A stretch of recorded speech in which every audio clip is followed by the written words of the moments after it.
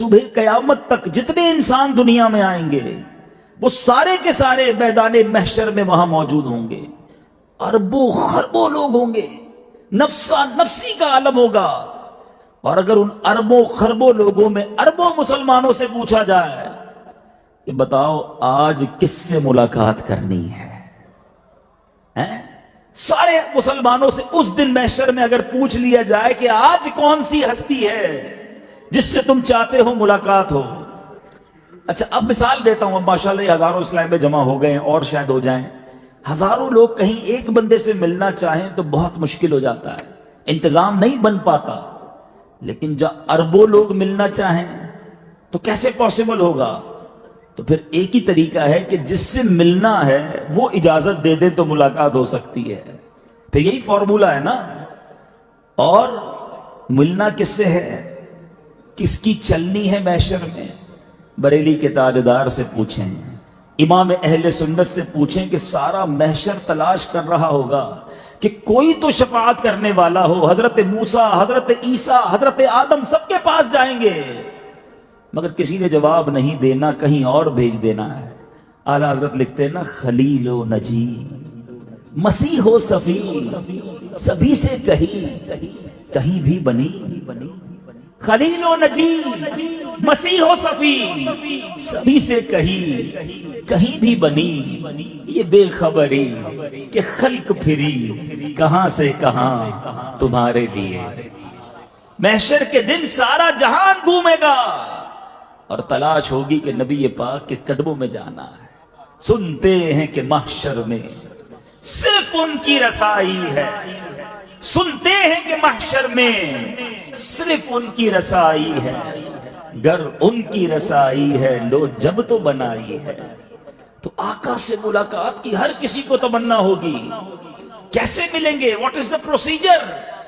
खुद नबी पाक अलैहिस्सलातु वस्सलाम ने तरीका बता दिया ना कि जो मुझ पर 50 मरतबा रोजाना दुरूद पाक पढ़ ले। कितना आसान फार्मूला है। आका फरमाते बरोज़े कयामत में उससे मुलाकात करूंगा। अब आओ, ये और कितना बड़ा इनाम है, झूम जाओ। नबी पाक से हाथ मिलाना, नबी पाक का हमारे जिस्म को टच कर देना, ये सादत कितनी बड़ी है। अल्लाह अकबर। हजरत अनस बिन मालिक से पूछो, आका सल्लल्लाहु तआला अलैहि वसल्लम एक बार हजरत अनस बिन मालिक के घर गए। उनके दस्तरखान या उनके रुमाल से हाथ पहुंचा था। हजरत अनस बिन मालिक ने वो रुमाल संभाल लिया, वो कपड़े का टुकड़ा बड़ा सिक्योर कर लिया। अब जब भी उसको इस्तेमाल करना होता, मैल चढ़ जाता, हम वॉशिंग मशीन में डालते हैं, कपड़ा धोने के लिए साबुन सर्फ इस्तेमाल करते हैं। हजरत अनस बिन मालिक का ड्राई क्लीनर अजीब था। आप क्या करते थे? आप उस कपड़े को आग में डाल दिया करते थे, वापस निकालते कपड़ा साफ होता, मैल जल जाया करता। किसी ने अर्ज की, हुजूर ये कौन सा तरीका है मैल साफ करने का? आप फरमाते हैं माजरा यह है कि एक बार कौनैन के वाली सल्लल्लाहु तआला अलैहि वसल्लम मेरे घर आए थे, इस कपड़े को हाथ लगाया था। जब से नबी पाक ने टच किया है, अब इस कपड़े को दुनिया की आग असर ही नहीं करती है। मैल जल जाता है, कपड़ा निकल आता है। ऐ गुलामों सुनो, मेरे आका कपड़े को टच कर दे, उसे आग ना जलाए, उम्मती से हाथ मिला लें, उसका तो बेड़ा ही पार हो गया ना। फिर जहन्नम की आग कैसे जलाएगी? तमन्ना करो उस दिन कि प्यारे आका से मुलाकात हो जाए। दो बातें कहकर इस बात को कंप्लीट करता हूं। एक तो दुरूद पाक अपनी जिंदगी का ऐसा जुज बना लीजिए, चलते फिरते उठते बैठते दुरूद पाक पढ़िए। एक और हदीस पाक में नबी पाक इरशाद फरमाते, जिसका मजमून है बरोज़े कयामत तुम में से मेरे सबसे ज्यादा नजदीक वो होगा जिसने दुनिया में मुझ पर सबसे ज्यादा दुरूद पढ़े होंगे। वो कुर्ब मिल गया तो फिर तो बेड़ा पार है ना। ठीक है, महशर की बड़ी सख्तियां हैं। शायर कहते हैं ना, महशर है अगर महशर, महशर है अगर महशर, किस बात का हमको डर, हम जिनके सना खां हैं वो भी तो वहां होंगे। दुरूद पढ़ के जाओगे तो जरूर करम होगा। एक मर्तबा मौला अली की पिंडली में तीर लग गया। आप बहुत जबरदस्त بہادر تھے, لڑائی جنگ میں شرکت کرتے تھے, غزوے میں شرکت کرتے تھے, تو آپ کی بنڈلی سے تیر نکالا نہیں جا سکتا تھا. تو آپ کے صاحبزادے امام حسن مجتبی نے کہا کہ آپ ایسا کریں کہ اس زمانے میں تو بے ہوشی والا معاملہ تو تھا نہیں, سن کرنے والا یہ بڑی نعمت ہے اللہ کی, یہ زخم لگ جائے آپریشن ہو جاتا ہے بندے کو پتہ ہی نہیں چلتا. اس زمانے میں تو وداؤٹ آپ سوچیں کہ کسی جگہ کو سن کیے بغیر اگر تیر نکالنا ہے یا جناب کوئی آپریشن کرنا ہے تو کتنا تکلیف کا باعث ہوگا. تو آپ کے صاحبزادے نواسہ رسول امام حسن مجتبی رضی اللہ تعالیٰ عنہ فرماتے ہیں کہ ایسا کریں کہ جب نماز پڑھنے ہو نا مولا علی, تو یہ اللہ کی یاد میں بالکل محو ہو جاتے ہیں, آپ کا جسم نرم ہو جائے گا. اللہ کی یاد میں جب ہوتے نا آپ کا جسم نرم و ملائم ہو جائے گا, وہ اس وقت تیر نکال لیا جائے. اور ایسا ہی ہوا کہ امام صاحب نے مولا علی نے جب نماز شروع کی نا, تو جو طبیب تھے, ڈاکٹرز تھے, وہ قریب آئے اور نماز کی حالت میں وہ تیر نکالا. وہ تیر جو نکلتا ہی نہیں تھا, مولا علی کو پتہ بھی نہیں چلا. آپ نے پوری نماز ادا کی, ایسی اللہ کی یاد میں گم ہو کر نماز پڑھتے تھے. جب نماز پڑھ کے فارغ ہوئے تو لوگوں نے کہا کہ حضور اب اپنی نماز دہرا لیجئے, آپ کی پنڈلی سے خون نکل رہا ہے. آپ نے حیرانی سے کہا یہ کب ہوا, مجھے تو پتہ ہی نہیں چلا کہ تم نے نماز کے دوران وہ تیر بھی نکال لیا ہے. اللہ والے ایسے نماز پڑھتے تھے. آج ہماری نمازوں کا عالم کیا, ہم نماز پڑھیں تو ہمیں تو یہ پتہ ہی نہیں ہوتا. کبھی ٹیسٹ کیا کرے اپنا, امام صاحب سلام پھیرے نا, شاید آج ہو سکتا ہے میں کہہ رہا ہوں تو اب یاد کر لیں گے, ورنہ جب بھی نماز سے فارغ ہوں اپنے آپ سے ایک سوال کریں کہ امام صاحب نے نماز میں پڑھا سورت کون سی پڑھی تھی, تو سلام پھیرتے ہی یاد نہیں ہوتا. بات کی تو بعد کی بات ہے. یہ ہمارا حال ہے, ہمارا دماغ کہیں اور ہوتا ہے. اللہ مولا علی شیر خدا کے صدقے ہمیں توجہ کے ساتھ, خشوع و خضوع کے ساتھ نماز پڑھنے کی توفیق عطا فرمائے. حضرت سیدنا عبداللہ ابن عمر رضی اللہ تعالیٰ عنہ فرماتے ہیں کہ ہم نبی پاک علیہ الصلوۃ والسلام کے ساتھ مکہ مکرمہ سے مدینہ منورہ جا رہے تھے. مکے سے مدینے کا سفر تھا, صحابہ بھی ساتھ ہیں, پیارے آقا بھی ساتھ ہیں. کہتے ہم سفر کر رہے تھے, ہم راستے میں ایک ایسی جگہ ہم نے پڑاؤ ڈالا جہاں پانی تھا کیونکہ نماز ادا کرنی تھی. لیکن ہم سے پہلے کچھ لوگ پہنچ گئے تھے جنہوں نے وضو کر لیا تھا, اور وضو انہوں نے جلدی جلدی میں کیا تھا, اور ان کی پیر کی جو ایڑیاں تھیں وہ چمک رہی تھیں, یعنی وہاں پانی نہیں پہنچا تھا, ابھی وہ سوکھی رہ گئی. پیارے آقا علیہ الصلوۃ والسلام نے ان لوگوں سے فرمایا کہ ان ایڑیوں کے لیے آگ کا ویل ہے, وضو پورا کیا کرو. آگ کا ویل سے مراد یہ دوزخ کے طبقے کا نام ہے, یعنی یہ ایڑیاں جلائی جائیں گی جو وضو میں پوری طرح نہیں دھوئی گئی. آج ہم سب اس پرابلم میں گرفتار ہیں کہ ہر چیز میں جلد بازی کرنی ہے, ہر چیز کو جناب بڑی جلدی میں کرنا ہے, چاہے اس کا حسن پورا ہو, وہ کمپلیٹ ہو کہ نہ ہو, وہ عبادتیں ہوں یا زندگی کے معاملات ہوں. اس واقعے سے یہ بھی سیکھنے کو ملا کہ اگر وضو صحیح نہ کیا جائے تو پھر تو نماز بھی نہیں ہوتی. لیکن وضو کمپلیٹ کرنا سیکھا کس نے, اور اس کو اطمینان سے کرنے کی عادت کس نے ڈالی؟ امام اہل سنت مولانا شاہ امام احمد رضا خان خود فرماتے ہیں کہ ایک بار میرا ایک گاؤں جانے کا اتفاق ہوا. ایک صاحب میرے ساتھ تھے, فجر کی نماز کے لیے انہوں نے وضو کیا. ان صاحب نے جو اعلیٰ حضرت کے ساتھ تھے منہ دھونا شروع کیا تو بھووں سے اپنے منہ کو دھونا شروع کیا. بہت سارے لوگ کرتے نا پانی بس چہرے پہ یوں مارتے, کہتے بھووں سے منہ دھونا شروع کیا. تو امام اہل سنت فرماتے ہیں آپ نے یہ کس طرح منہ دھویا ہے؟ آپ نے بھووں سے چہرے پر پانی ڈالا ہے, پورا چہرہ تو نہیں دھویا. تو وہ شخص کہتا ہے جلدی کی وجہ سے ایسا کیا ہے کیونکہ کہیں فجر کا وقت ختم نہ ہو جائے. تو امام اہل سنت نے بڑا پیارا جواب دیا. آپ نے فرمایا پھر بغیر وضو کی نماز پڑھ لیجیے. اگر آپ کو بڑی جلدی ہے تو آپ کا وضو تو پھر بھی نہیں ہوا. اگر چہرہ نہ دھلے, چلے شرعی مسئلہ بھی سمجھ لیں, اتنے سارے انٹلیکچوئلز, پڑھے لکھے تاجران, فنکار بھی نظر آ رہے ہیں, خصوصی اسلامی بھائی بھی آئے, جس شعبے سے آپ آئے ہیں. ہم میں سے کتنے ایسے ہیں جن کو وضو کے فرائض معلوم ہیں؟ آج یہ شرعی مسئلہ سمجھ لیجئے کہ وضو کے 4 فرائض ہیں. پہلا فرض ہے منہ دھونا, اور یہ کمپلیٹ منہ دھونا ہے. ایک کان کی لو سے دوسرے کان کی لو تک, سر جہاں سے بال عموماً جمتے ہیں شروع ہوتے ہیں وہاں سے لے کر تھوڑی سمیت یہ پورا ہمارا منہ ہے, اس کو دھونا فرض ہے. دوسرا فرض کونیوں سمیت دونوں ہاتھوں کو دھونا ہے. تیسرا فرض چوتھائی سر کا مسح کرنا ہے، چوتھا فرض دونوں پیر جو ہیں ٹخنوں سمیت دھونے ہیں۔ اب کسی کا یہ کوئی ایک فرض رہ گیا، اس کی نماز نہیں ہونی۔ وضو نہ ہوا تو قرآن کو ہاتھ میں پکڑنا بھی جائز نہیں ہے، لیکن ہر چیز جلدی میں کرنی ہے۔ تو اے میرے بیچے اسلامی بھائیوں، خیر وضو تو ہم نے صحیح کرنا ہے، لیکن جو آج کا ٹاپک ہے، آج کا موضوع یہ ہے کہ ہم زندگی کے بہت سارے گوشوں میں جلد بازی کرتے ہیں، اور اس جلد بازی کی عادت نے ہمیں برباد کر دیا ہے۔ ہم ایک بچپن سے ایک جملہ سن رہے ہیں، میں آدھا جملہ کہوں گا، پورا آپ کریں گے۔ جلدی کا کام شیطان کا۔ کہاں پڑھا آپ نے؟ یہ جو بڑی بوڑھیاں محاورے بتاتی ہیں، اس کے پیچھے بعض اوقات بڑی اصل ہوتی ہے۔ یہ بچپن سے جملہ سب نے سنا ہے، جلدی کا کام شیطان کا۔ اب آؤ میں نبی پاک علیہ الصلوۃ والسلام کا فرمان سناتا ہوں۔ پیارے آقا فرماتے الانات من اللہ والعجلۃ من الشیطان۔ آقا فرماتے ہیں غور و فکر اللہ کی طرف سے ہے، اور جلد بازی شیطان کی طرف سے ہے۔ انسان جلد بازی میں فیصلے کرتا ہے، جلد بازی میں ڈیسیشنز لیتا ہے، جلد بازی میں بہت سارے کام کرتا ہے، اور اس بنا پر نہ عبادت صحیح کر پاتا ہے، نہ زندگی کے دیگر امور صحیح سر انجام دیتا ہے۔ اطمینان سے سوچ بچار کر کے زندگی کے فیصلے کرنے چاہیے۔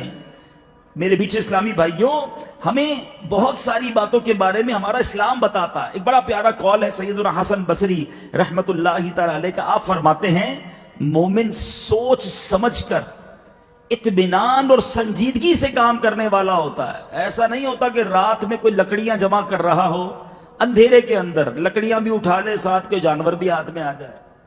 جلد بازی کا کام اس طرح کا ہے کہ آپ اندھیرے میں لکڑیاں جمع کرنے نکل گئے ہیں۔ سوچ کر، پچھلے لوگوں کے تجربے سے فائدہ اٹھا کر، کسی سے مشورہ کر کے کام کرنا چاہیے۔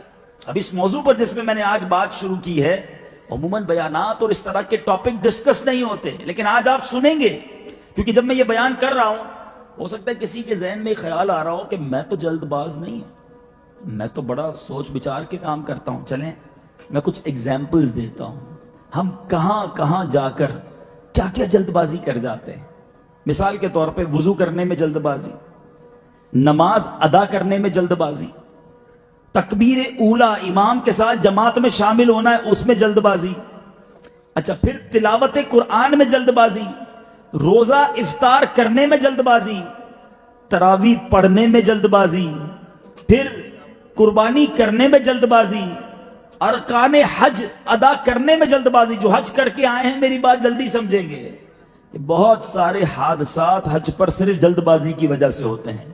شریعت نے بڑا ٹائم دیا ہوتا ہے، ہمیں جلدی ہوتی ہے، نہیں جناب سب سے پہلے کنکری میں نے مارنی ہے، سب سے پہلے طواف الزیارہ سے میں نے فارغ ہونا ہے، میں نے جناب جلدی عمرہ کر کے احرام کھولنا ہے۔ اس کی جلد بازی میں کبھی بیمار بھی ہوتا ہے، کبھی چوٹ بھی کھاتا ہے، کبھی تکلیف بھی اٹھاتا ہے۔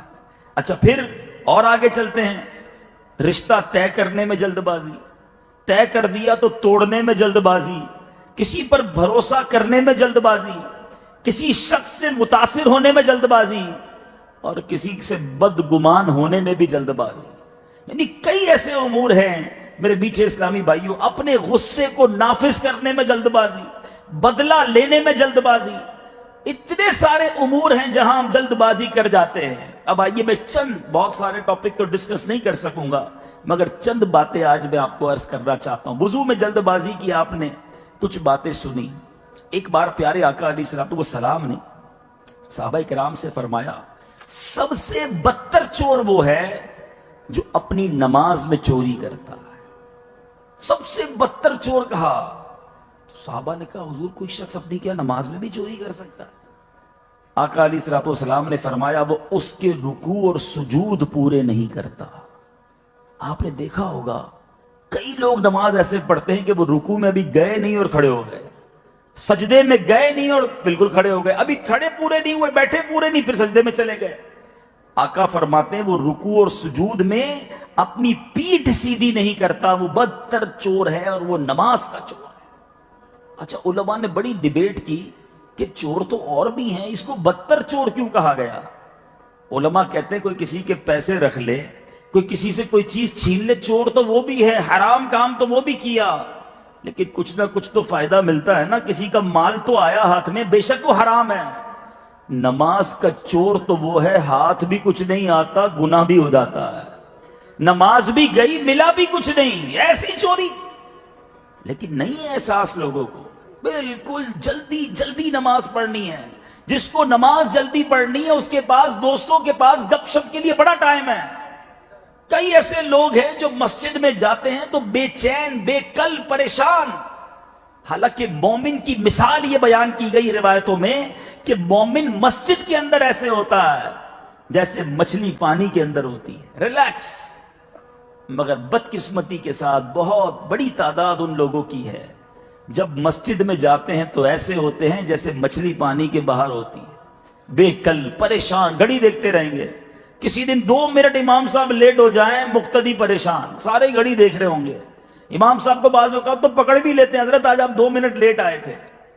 2 منٹ تمہیں اللہ کے گھر میں زیادہ بیٹھنے کو مل گئے، درود پڑھ لیتے۔ یہی 2 منٹ کی بحث کرنے والا باہر کولڈ ڈرنک کی دکان پر آدھا گھنٹہ کھڑا رہنے کے لیے تیار ہے۔ کیوں؟ سوچئے، ہمیں اللہ کے گھر سے نکلنے کی جلدی کیوں ہے؟ ہمیں نماز اتنی جلدی جلدی کیوں پڑھنی ہے؟ اے میرے میٹھے اسلامی بھائیوں، پیارے آقا علیہ الصلوۃ والسلام نے ایک اور جگہ ارشاد فرمایا، ابو داؤد شریف کی حدیث ہے، کوے کی ٹھونک مارنے اور درندے کی طرح ہاتھ بچھانے سے نماز پڑھنے سے منع فرمایا۔ جو اس طرح ہم جلدی جلدی نماز پڑھتے ہیں، آقا نے اسے کوے کی ٹھونک سے مشابہت فرمائی۔ ہم سوچیں کہ ہماری نمازوں کا کیا حال ہے؟ کیا ہم وضو میں جلدی نہیں کرتے؟ کیا ہم نماز اطمینان سے ادا کرتے ہیں؟ اے میرے میٹھے اسلامی بھائیوں، بالکل اسی طرح مسجد میں ایک تو جاتے آخر میں ہیں، اب جب گئے تو امام صاحب رکوع میں جانے والے تو دوڑتے ہوئے لوگ جاتے ہیں، اس کو منع فرمایا گیا۔ یہ ادب نہیں ہے کہ مسجد میں آپ کے پیروں کی دھمک پیدا ہو۔ یا کسی بڑی شخصیت کے گھر پر دوڑیں گے آپ جا کر؟ کسی منسٹر کے یہاں کسی بڑی پرسنالٹی نے آپ کو اپنے گھر بلایا، اس کے گھر میں آپ کیا دوڑتے ہوئے جائیں گے؟ وقار کے ساتھ جائیں گے۔ اللہ کے گھر میں گئے ہیں، با وقار رہیں۔ اگر تکبیر اولا پانی تھی تو پہلے چلے جاتے نا، اب لیٹ ہو گئے ہیں تو با وقار طریقے سے جائیں۔ اچھا، وضو کر کے جب آپ دوڑیں گے تو پانی کے قطرے مسجد میں گریں گے، اور یہ قطرے مسجد میں گرنا یہ مسجد کی بے ادبی اور ناجائز ہے۔ لیکن ہر چیز میں جلد بازی ہے۔ اے میرے میٹھے اسلامی بھائیوں، اب اسی طرح ایک اور بڑی غلطی، تلاوت قرآن میں جلد بازی۔ آج اول تو قرآن پڑھتا کوئی نہیں، پڑھے تو جناب صحیح پڑھنے کے لیے تیار کوئی نہیں۔ ہمیں تو امام صاحب بھی وہ اچھے لگتے ہیں، تراویح بھی ہمیں اس کی اچھی لگتی ہے جو جلدی جلدی پڑھا دے۔ امام صاحب کوئی صحیح تلاوت قرآن کرنے والے آ جائیں تو ہمیں پرابلم شروع ہو جاتی ہے کہ یار اتنی لمبی تراویح پڑھا رہے ہیں۔ حالانکہ اگر قرآن کی حلاوت کو ہم محسوس کریں، سمجھیں کہ یہ رب کا کلام ہے، ارے محبوب کی باتیں ہوں تو جی نہیں بھرتا، بندہ کہتا ہے کچھ اور سنائیے، لیکن یہاں ہم نہ قرآن سننے کے لیے تیار ہیں۔ کئی ایسے حافظ قرآن، ہم اپنے بچوں کو حافظ بناتے ہیں، اچھی بات ہے، میں یہاں ایک مشورہ بھی دوں گا، اپنے بچوں کو حافظ قرآن ضرور بنائیں، لیکن چیک کریں، قاری صاحب سے بھی کہیں کہ میرے بچے کو سکون والا قرآن یاد کروانا، کہ جب مجھے وہ قرآن سنائے تو میں جھوموں بھی، میری آنکھوں سے آنسو بھی بہیں۔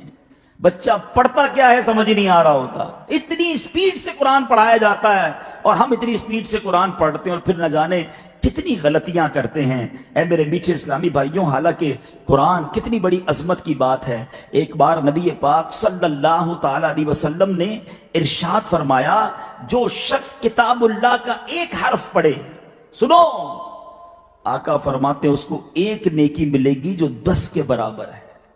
اور آپ فرماتے میں نہیں کہتا کہ الف لام میم ایک حرف ہے، الف ایک حرف ہے، لام ایک حرف ہے، میم ایک حرف ہے، جو ہر حرف الگ الگ 10 نیکیاں لا رہا ہے۔ پڑھتے جاؤ، رحمتیں لوٹتے جاؤ۔